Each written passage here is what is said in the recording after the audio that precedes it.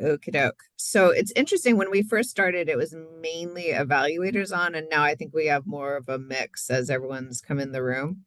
Um, it is, I very much think it's for evaluators and project folks alike. Um, so uh, just noticing that. All right. Oh, so this is the thing I was going to apologize. Um, so originally I was just gonna so in January we were gonna talk about curriculum fidelity, and I'll get into that in a second. And then I started to plan about adaptation and fidelity. And then I advertised that we were going to talk about curriculum fidelity. And then I was like, oh, wait, but I was already going to talk about this. And so I'm going to cover both today. So I'm sorry for the inappropriate advertising ahead of time. Um, Hopefully everyone is okay with learning about both today. So first I'm going to do a quick recap from Alexa's presentation, which actually wasn't on for a lot of it, but I think that was recorded, right, John? Sorry, I was muted. Yes, it was. Okay. So if you don't mind, would you mind putting that in the chat just in case this piques anyone's Yep. interest? So she talked about, it was a great presentation, and I'm not just saying that because she's on today. She talked about in Oklahoma, there's FDIG, their entire professional development system, really explained. And we've had so many requests from different folks in Cigna where it's like, I just want to see a state system and understand it. And that's what she did. She gave folks what they wanted, and talked about the fidelity tools and fidelity processes throughout their system, just like Amanda was talking about, like so many places in the system. Um, so let's talk about curriculum fidelity first, and then we'll get into adaptation second. Curriculum fidelity, this came up because two resources were brought to my attention that I thought you might be interested in. And I also was interested in hearing from you how much what this means for your SPDIC, right? Because it's not often that you are going to a school, a district, an early childhood program and saying, here's a curriculum, use it, right? Like you all are typically working on a specific intervention, or you're working on a framework like MTSS, PBIS. Maybe you're working on, like I've seen some secondary transition that's a little bit more specific to a curriculum. So I'm sure it exists, but even if you're not bringing a curriculum wholesale and saying, hey, go implement this, it's still really important to what you do, right? So, say you are supporting multi-tiered systems of support and you're focused on reading. If teachers aren't using their tier one reading curriculum effectively, then that's really going to mess up your whole MTSS system, right? That's part of what you look at. So I think even when you're not the one behind the curriculum that's chosen, knowing how well it will be used is important. The other thing is that so many states now that more and more states are doing science of reading, if they weren't already, they're changing the curriculum, as you go along, right? As you work with these schools. And so how to make these changes, the transition successfully, so that you can still see those student outcomes that you're aiming for. So those are the two things that, even if you're doing more of a system work, or you're doing an intervention, that tier one curriculum, you want it to be used effectively so kids can continue to progress and to really respond to the intervention or to the systemic changes you're making. Does that make sense? Okay.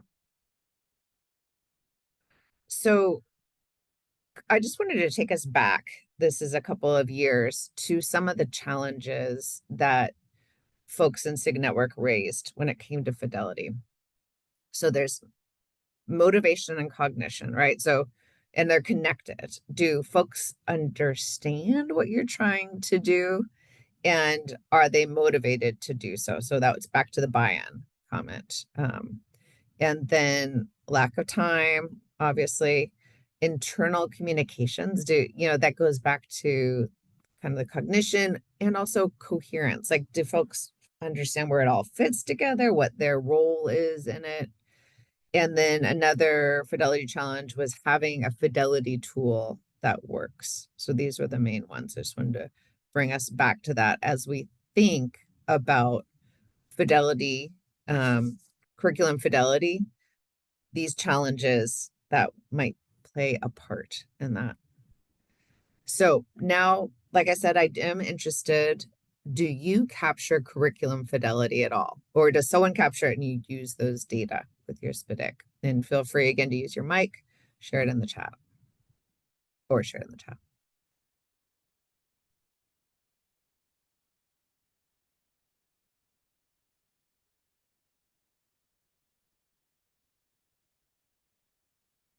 I'll unmute. Oh, We so the way that our spitting is set up is that we have two internal coaches that go to our districts externally. And so they mhm, are supporting their district in determining if their district is utilizing curriculum with fidelity. right. But then that's not really translated on any of the reports that we collect because Mhm, it's really part of their coaching experience. It's part of them coaching them on learning about fidelity and learning about how to use their tools and mhm. determining if their tools are effective. Got it. So, and do you have a sense of what they've been using to capture curriculum fidelity? The different schools? Well, yes, and that Okay. would be nothing. Ah, got it. So That it's would more of be a they're not. conversation, do you think? Right. Yes. Okay. Got it. Yes. Yeah, I do. I think it's a gap. I really do think it's a gap in the overall system. And it was something that came up, that high quality professional development observation checklist from Patty Noonan, Amy Gummer Erickson, and a few of their colleagues. We talked about that before. It's like with training, you want all the things that they have in their checklist, you want those, but you also want the training to be specific to what you expect people to use, right? Like, so maybe you're just teaching them skills, but maybe it is how to use a curriculum. And so you'd want that to be part of your checklist if they're learning all the ways to use that curriculum. So, yeah, I think and then once you've had the training and you're being coached, someone to observe if you're using the curriculum appropriately. I've never personally seen it, in the time I was a teacher and then in my son's classrooms, I saw these, high quality instructional materials being used and they just used it exactly what was on the paper, like every single page, right? Which is not, I don't think it's fidelity because you would be differentiating for different students and da, da, da. So it was actually a little bit painful, like Eureka math being used just page after page.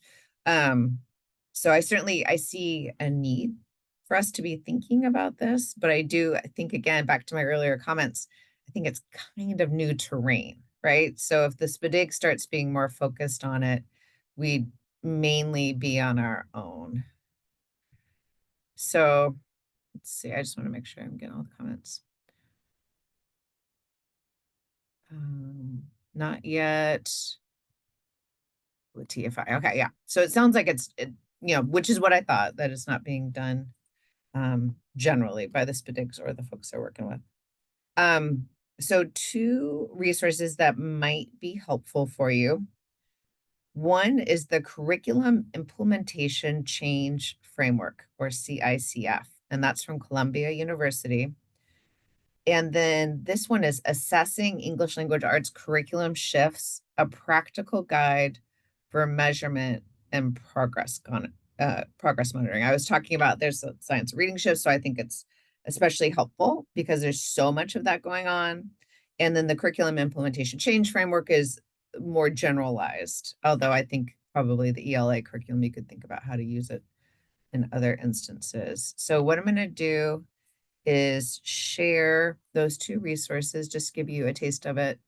For the curriculum implementation change framework, just to note that on there, so you'll have these slides, I'll send them to John, but let me also give you the link right now.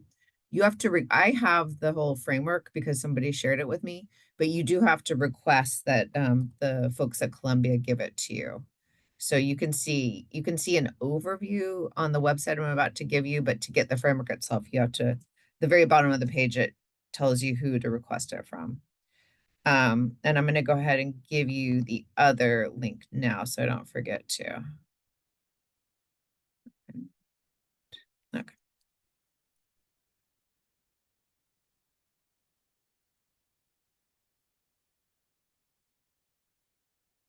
No, I can do this. Maybe I can't. Okay, got it. All right, so we'll start with the CICF. And, if anyone does look this over, I would be really interested in your thoughts because with CSEP, I think a lot about implementation and I'm not sure if they need all the categories of implementation that they're looking at or not. So I'd be interested in your take on it.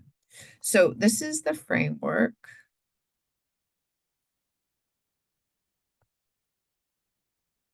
And they have some nice tools integrated and also some graphics, which I love. And what they look at. So this is guiding principles. So you got to have, it's a team effort, even though the curriculum is being used by an individual. It's a process. It involves developmental growth. Personal can be difficult and takes time. And so one of the nice things about this framework is it's thinking a lot about how people feel about using this, right? And then how coaches and others are supporting them based on how they feel, as well as what they're actually able to do. And so there's some change categories. So folks, how they feel about it. Are they supporters, challengers, navigators, rookies, or skeptics? And then here are the feelings: positive, neutral, negative. And this is what's behind their feelings. Are they focused on how it's affecting themselves? Are they focused on the effects of the curriculum? Are they just unconcerned because they've got other things going on? Or are they focused on the specific tasks required by the curriculum? And then the extent of use. So it goes from dormant all the way to maximizing, which is mastered using the curriculum materials with very consistent levels of success. This is quality of use. So we've got feelings, extent, quality. So the quality goes from no evidence of use all the way to refining. Teachers, and that's when teachers implementing the curriculum with integrity. And this is their learning cycle. So we've got listen, to where teachers and school level leaders are in their curriculum implementation experience and why. I think the why is a really important part there. Analyze, and then act based on what was learned. So yeah, I think that the listening is the, I don't know, new, but maybe it's not something that always goes into these plan, do, study, act models. So there's a tech-enabled survey that asks teachers or school leaders about feelings and extent of curriculum use. They have implementation progressions. So they have some curriculum-specific tools, but you could certainly take whatever curriculum you're working on and model it on the tools that they have. And then there's some data reports. And this is, again, if you're actually working with the Center for Public Research and Leadership at Columbia. So again, you need to request a framework if you're interested, and then you can see the teacher surveys and the questions, etc. But you can see the overview on that link I gave you. Any questions or thoughts about the CICF?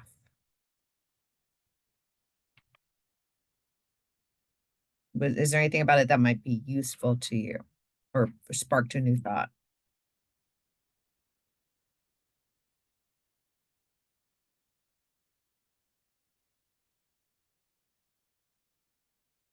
Just scroll real quick while people are thinking.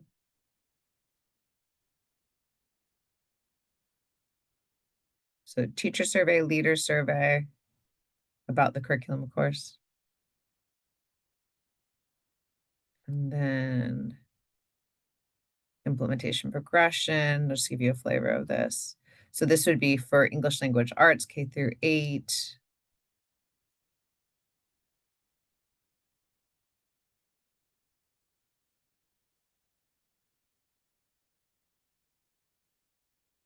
And then this is the implementation progression. So content-based literacy, which is mastery of knowledge and skills. And then it has the questions. And then this is the description. So this is a rubric that provides the description of what the behaviors would look like and the different progression of the implementation. All right. So no questions, ideas, thoughts about how you might use it?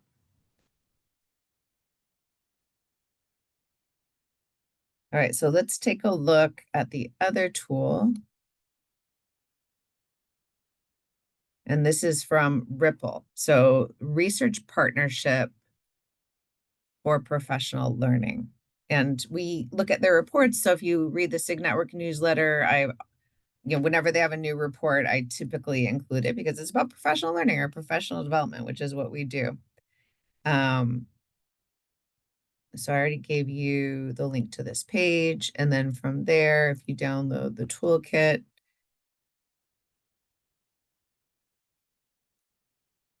so sorry, back to the title. It is a practical assessing ELA curriculum shifts, a practical guide for measurement and progress monitoring. And it would be really interesting to look at both and to think about, what do we like about both, or what can we take from them? So it talks about high quality instructional materials. And then the key areas to measure when assessing ELA curriculum shifts. So it should be supported by and integrated into the existing infrastructure. The professional learning engages teachers in opportunities to build core skills. Oops, sorry. Teachers implement HQIM with integrity while adapting to their students' needs and backgrounds, which relates to what we're going to talk about today. Teachers see a core part of their work to be preserving the integrity of the curriculum while also addressing students' needs. And students have positive learning experiences and they master grade level content. And so it gives you what to measure for each of those areas as the specific components. Has recommended tools. They also have a school leader survey. They have a professional learning observation, a classroom observation, teacher survey, teacher pulse check, which I'm guessing is about feelings and how they're thinking they're doing on it so far, and then a student survey as well. So any questions or ideas about this one or how it might be helpful for your use?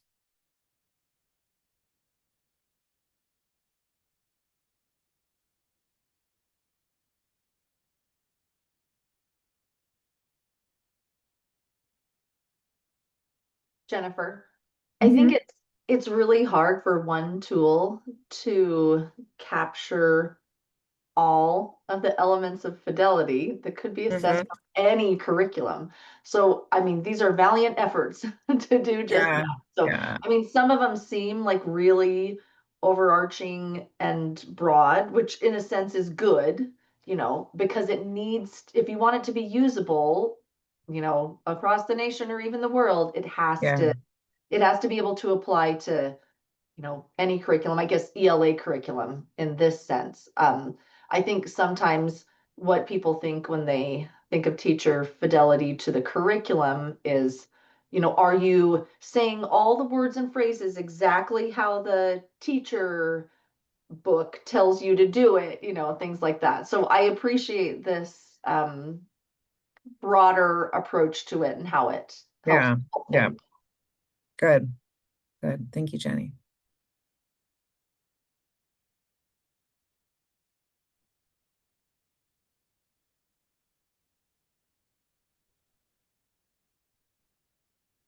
All right. John, did you want to say something? I just wanted to point out, because you might not be seeing the chat, that Beth says I would look through and see if there are parts that are better than what we have. Okay. Yeah, got it. Yeah, I think I would love to hear if anyone does, let me know and we can talk about it next time. I was gonna do a breakout for folks to look through it together and discuss it, but it might be nice to have a chance a little more time. They're so intensive. I think it would take you a little bit, or so complex, complicated. I don't know, lots of detail. So I think it might make sense if you want to do it for homework and then we could talk about it next time. Just let me know if you get a chance to look it over and I'll add it to the agenda. All right, so now we're switching gears. It does relate to some of what we were just looking at, but adaptation, right? So that the Ripple resource was talking about, you got to use it as intended, but think about your students' needs. Easier said than done. So let's go ahead and take a look at some thoughts on adaptation. And there's another resource here. So first I have a question for you. Which of these models of fidelity work best for you? So to the earlier questions, when we were first starting out, so in Dane and Schneider's model from 1998, they have an article in 1998, they have for fidelity, adherence, exposure and duration, quality of delivery, program specificity, and student engagement. For Sinetti and Cradwell, I think is how you say it, from 2009, they look at content, quality, quantity, and process. So without knowing more details about each of those, like which just strikes you as more helpful in getting your arms around what fidelity contains?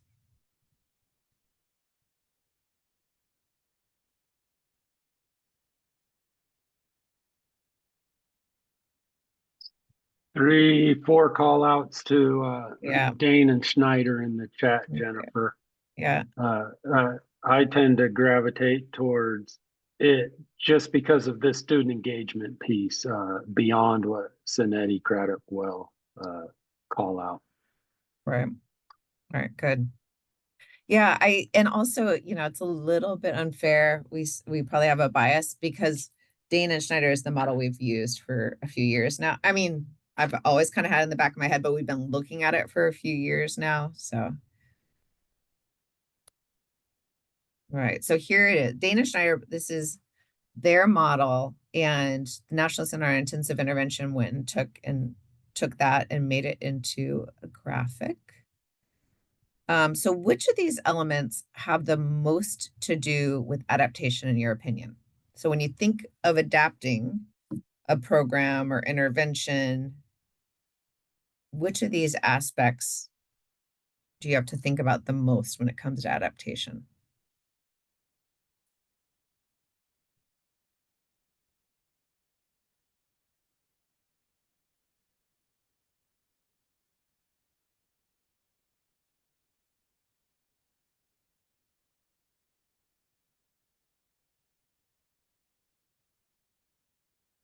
Exposure, duration, adherence. Yeah, definitely adherence, right?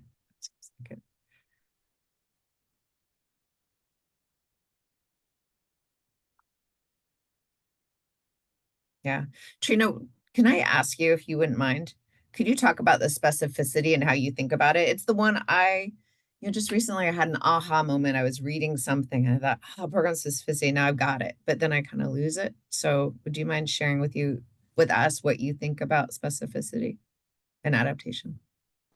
Sure. Yeah, when I looked at it and saw how well the intervention defined and different from other interventions, that just made a light bulb go off in my head as with SDI Especially in design instruction. particular. Yeah. Got it. Yeah, we've always had issues with that, right? Especially designed instruction, what makes it special? Good. All right. Any other thoughts?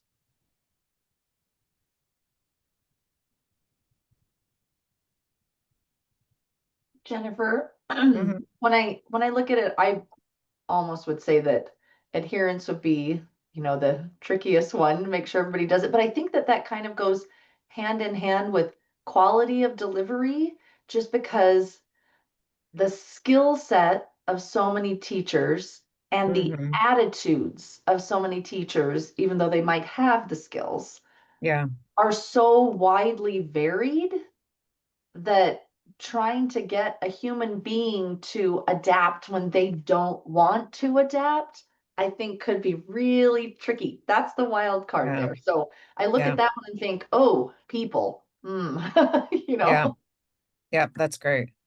Yeah. And back to my comment when I was talking about seeing curriculum being used where people think Fidelity is doing every single page in order to all kids, right?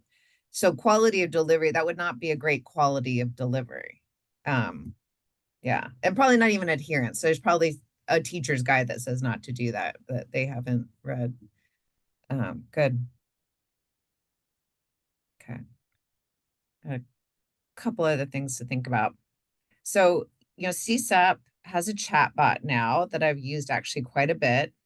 Um, and in their website, they have a chatbot on the active implementation hub, and it just looks within their website for answers. It's an important thing to know. So this is what the chatbot said about adaptation. It's all about following the implementation stages guidance and gathering data at each stage. Both fidelity and adaptation are important in implementation work, but the emphasis may vary depending on the specific context and goals of the project. Fidelity ensures that the implementation is consistent with the original design, while adaptation allows for necessary adjustments to fit the local context. What do we think of this answer? Is this right on? Do we agree with the chatbot?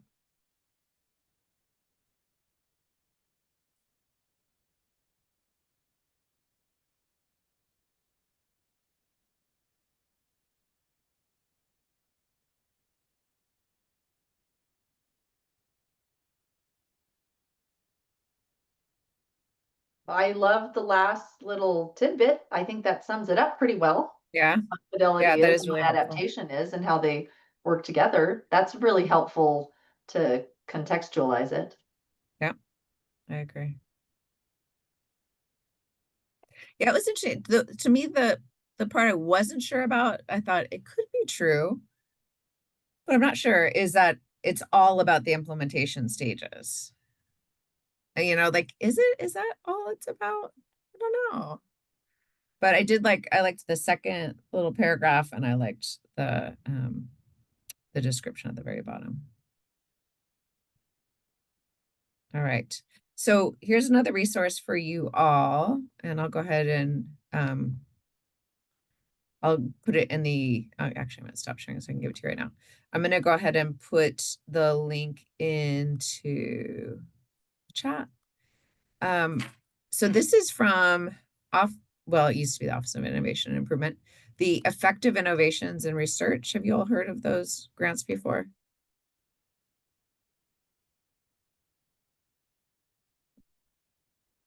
They're they still exist.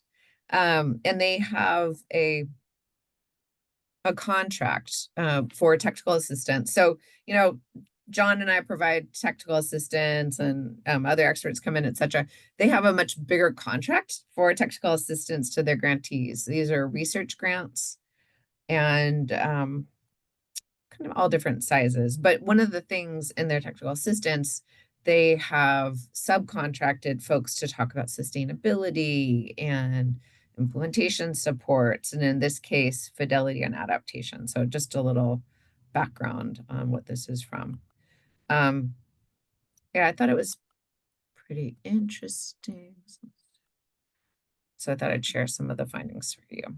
So here is a quote from it. To successfully implement, expand, and sustain an education intervention, Organizations have to be adaptable to change and responsive to lessons learned. And I think CSEP's tools that are helpful in this are the one that comes to mind is the communication protocol. And the communication protocol sets out the kinds of data that will be collected and who you'll be sharing the data with and how decisions will be made based on those data and how those decisions will be shared back and by when, et cetera. So if you think about implementation teams at the different levels of the system, it's how they talk to each other, but really planning that out and having a shared agreement about how that will happen. So I think to make all this happen, you need something like that communication protocol in place. So this is all, still from that document. So local educators have to make informed and continual adjustments to programs. If they're going to be able to do that, the implementation sites need tools and resources to make those necessary adjustments in a strategic way. So you can't just say like, hey, you guys have to be able to make adjustments based on your context for the chatbot. You have to ensure that they have what they need to be able to do that. So resources, part of the resources could be the time to do that, right? Or the team to talk about with it, or they need a tool, a Fidelity tool that they can self-assess and see like, oh, here's a place where we might need to adapt.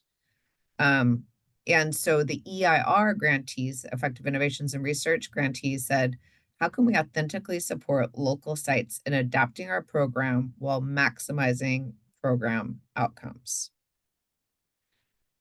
And then this is the rationale behind why adaptation is important. This is some of the research. It's going to happen anyways, so it's best to plan for the flexibility.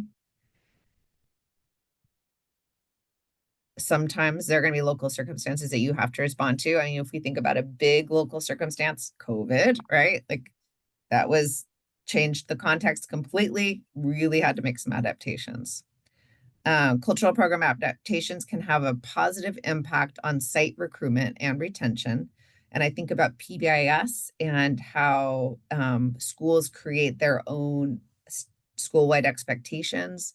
And in some cases, they are taking in, schools with a large Indigenous population. What's some of the wisdom of the local community, and how can you bring that into school-wide expectations? Flexible innovations have a more rapid rate of adoption and can fit to a broader range of site conditions. So if you don't know Rogers, he actually is from the agricultural world, but folks look to him as some of the first thinking about effective dissemination and implementation.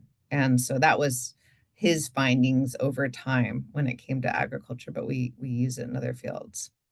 Adaptation is vital for community ownership and can lead to a higher degree of sustainability. So those were a couple of studies, again, the Rogers study. So a few highlights from the article. We used to use O'Donnell a lot when we were first thinking about fidelity in the SPDIG and thinking about having the program measure or the GEPRA measure. We use the O'Donnell work. So I think it's liked pretty much across the field. So having a scientifically based understanding of each core component's effect on program outcomes. This helps with that program specificity, right? Like, so we've been talking about reading a lot. I would love to get off reading a little bit. So secondary, say you're talking about secondary transition and you're talking, and John, you can fill in here too, since you think about it a lot, but thinking about, okay, so we need to have this kind of preparation to make these kinds of choices. And this is what it looks like in the IEP. And so if we do all these things, that's going to lead to them being able to make choices in time so they're ready post-secondary. And if you look at that and say, oh, here's that outcome, and everyone who's using the program understands that this is what gets you to the outcome, then it's going to be, we have to have this, and this in place, but here are the edges we can play with around that. If an evaluation of the program finds that a core component is an element of the intervention that's most challenging to implement at multiple sites, this can provide key information to program developers about any undesirable outcomes of the intervention. So if you're looking at, say, you're looking at the Dane and Scheider model, and you're thinking about the quality of the implementation or the quality of the delivery, then you can look and say, okay, this element, this core component, folks are having a really difficult time with this. And look, we're not getting the outcomes we want. Let's hone in on this. How can we, is there something we need to adapt for the local context? Is there some more training that needs to happen so people have those skills? Do people not understand why it's important and we need to connect it for them? So if I'm thinking about that CICF, the framework that we first looked at today for curriculum, that rationale, that why, and how people are feeling about something is really important.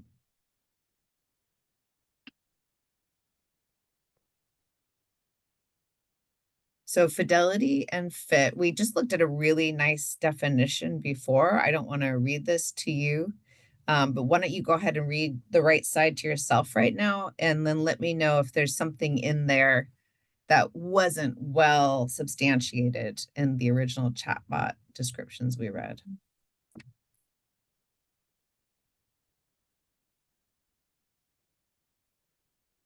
Jennifer, while people are reading that, I'll fill the airwaves just a second and say, Sure.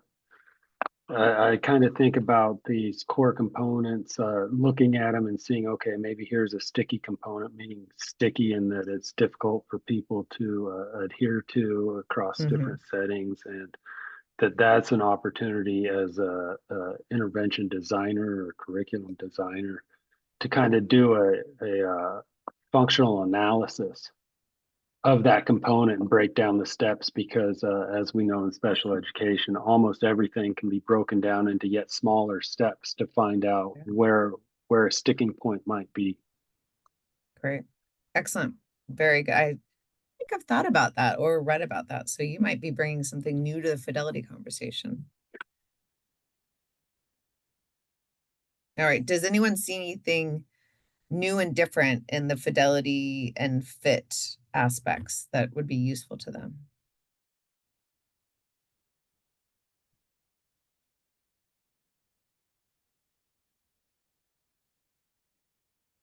I think fit sounds a little bit, again, there's some bias because of the history, but adaptation has always been a controversial topic, right? And I've kind of changed over time in how I see it as well. But so the word adaptation has a specific meaning to me because of the controversy. Fit sounds a little more positive, right? So we're trying to make sure it fits. Like, how is it integrating well? If it's integrating well, it's going to stick around for longer. Jennifer, I do think that it is helpful to have something like that, though, where it, is backed by research, where people have looked at it, because it makes you feel better about doing adaptations that you need. Like, one thing Yes. that comes to mind is in Montana, we have many, many small school districts that do a 4-day school week. And when you've got, some ELA curriculum that says you need to do this for 90 minutes a day in order to get the results that are promised by the studies that have been done on this curriculum, what do? You can't do it 90 minutes a day for 5 days a week. You have to adapt it for your school. So then maybe they're getting 2 hours a day, 4 days a week. I don't know how they square that circle, but this just makes it seem I don't know. It's like approval to change what you need to change because of reality. Right. And if you're capturing the fidelity of the core components, right, it might not have the exposure/duration, but it has the other things going on. If you are seeing improvements in the student outcomes, right, then potentially you could say, like, that is something that we adapted. We adapted the exposure duration, but we're still seeing really positive impacts. Even better, you find a place that does have 5 days a week and is using the same program, and you look at their student outcomes and see it's like, yeah, so we're making improvements, but could we be making much larger improvements if we were able to somehow find the time and have a 5 day school week? Thanks for bringing that up, Jenny. There's one more message. Effectiveness and specific here, not in the chat bot so much. Good. Yeah. Detail. Good. That's really helpful too. Thank you. All right. I know I feel like specificity might be our word today.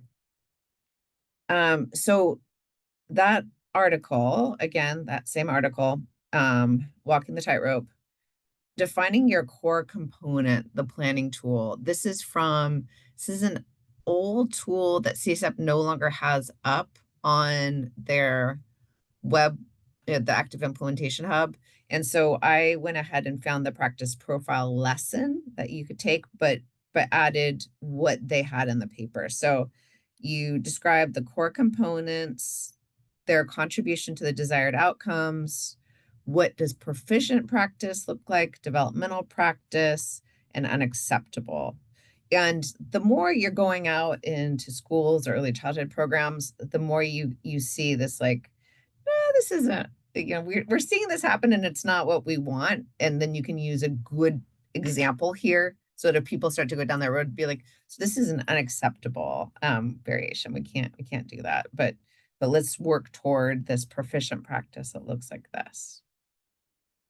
Any questions about the core components and practice profiles?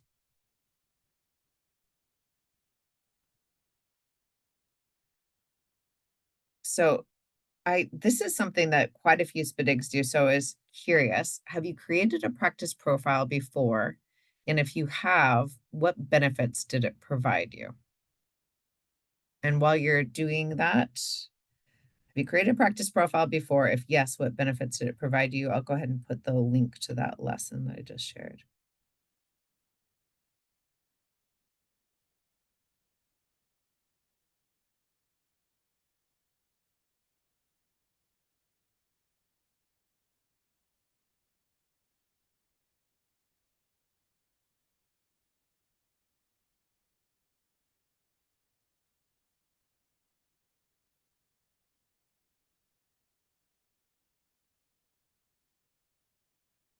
So no one's used a practice profile. Correct. Well, I just put the lesson in. So now you can if you want. Oh, okay. I see from Leslie. I have applied a practice profile to guide my work and evaluate others' work. Good. We looked at one a few years back.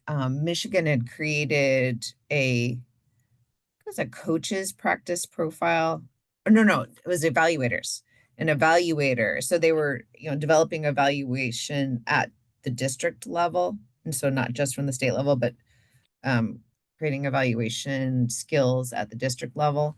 And so they had a SPDIG evaluation practice profile, what would be expected of those evaluators, what they should be able to know and do. Good. Thank you, Leslie.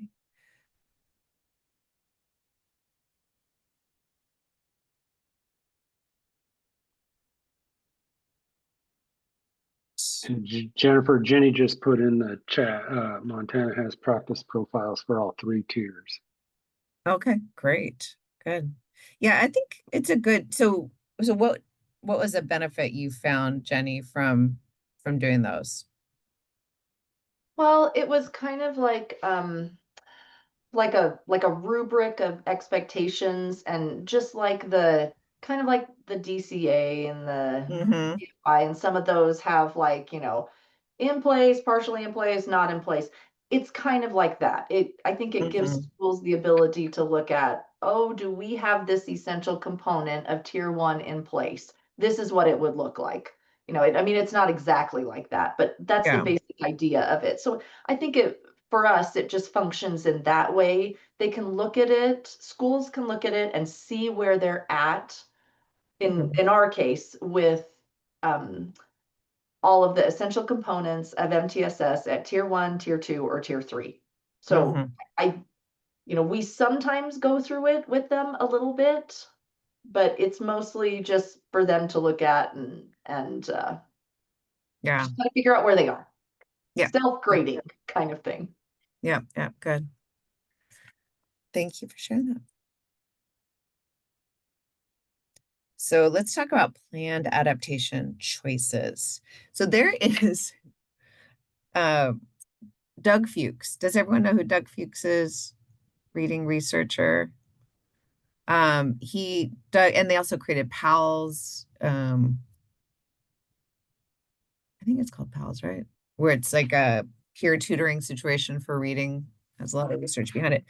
Anywho, so he talked about one study. It never was published in a paper, I don't think, where they allowed the teachers, to take a segment of time of their ELA 90-minute block section of time and choose from a menu of what they wanted to do during that time.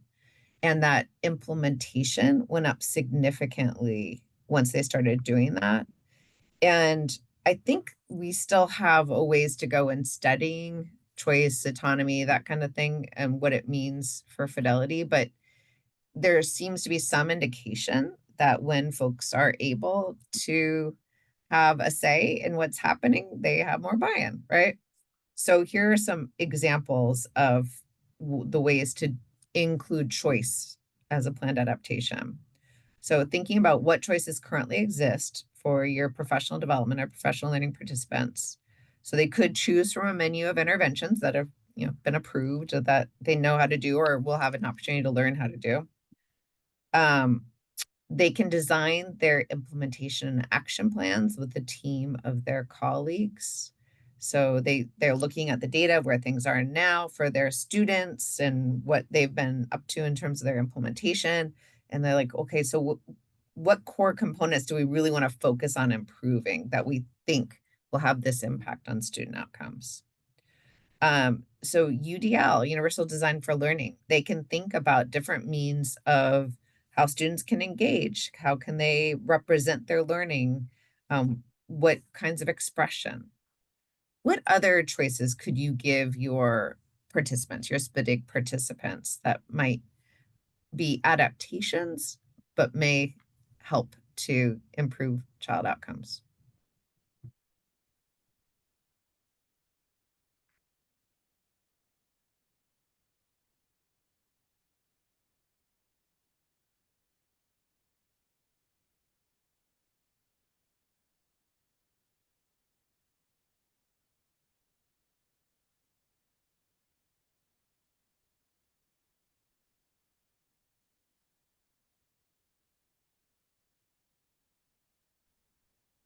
Can you repeat your question again? I just want to make sure I got it Yeah. right. So these are some options for choice for your SPDIG participants. And I was just wondering if there's anything else you're doing or can think would be helpful in terms of a planned adaptation for your implementation. I know that in Virginia, we've had to adapt some of how with our new SPDIC from our previous implementation. To try to get down to the classroom level. And one of the things that we did, and it was based off of Fidelity Fridays when we were writing, that kind of led us to having for a fidelity measure is having SMART goals written by the teachers. And we are not trying to prescribe, hey, you must do this one practice. But rather we're trying to have the districts help determine off of data, what are the areas of need and what are the practices matched or aligned with the needs of your teachers and school, like your needs. Yep. And then great. try to go through a process of selecting then who are the teachers who need those additional supports and kind of go through it that way. So I think that we're giving a lot of choice. We're giving choice at the district level because we want it to be aligned with their needs. And then we're trying to give choice to teachers of like to write their own SMART goals. So they're more maybe like our logic was not only would it give us a consistent measure across different possible practices they might, teachers could do across different districts, but also maybe help with buy-in, as Beth kind of mentioned before. If it's something that they're invested in for themselves in their classrooms, maybe they might Yeah. be more into taking that information and using it to improve their work. Absolutely. Yeah. You created this goal, right? So you'd feel pretty bad about yourself if you created a goal and then are just totally absent and never engage with your coach or anything like that. It's like, what Yeah, was your like to give them goal? some ownership of it. Like Yeah. we are not defining that goal for you. You are defining it for yourself and for your class. Right. Exactly. And I think that goes along nicely with designing the implementation and action plan, right? If you have a goal and then you're going to design the, how often do you want to work with your coach on this? What would you like to receive from your coach when they come in? Do you want them to do a model for you or just observe you? So our coaches work with teachers to develop SMART goals based on, oh, so you do it too. The needs or specific problems they're currently seeing in the school. Good. And then thanks, Leslie. All right, we are just about done. Oh, yeah, sorry. So blend adaptation, capturing data and modification. So one thing to think about on your Fidelity, if you're doing observation or if you're doing self-assessment, or if there's surveys or focus group questions, adding a question about intentional modifications. Like, so you've been trained and coached to do this, this, and this. Have you made any of your own modifications? And if so, how did it work out? What does it look like? That kind of thing. The more you can capture those data, you may end up making a change, right? Making a change in the programming because it's working really well in this context. Yeah, it's like for Native American or Indigenous students, there's very few studies specific to them. And so could you be creating, it's kind of research and action.